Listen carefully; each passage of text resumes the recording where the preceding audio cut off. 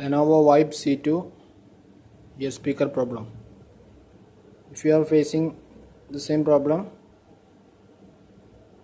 don't go for changing the speaker or checking the connections. Just go to settings and update the software. That's all. I have tried a lot of methods, but everything has failed.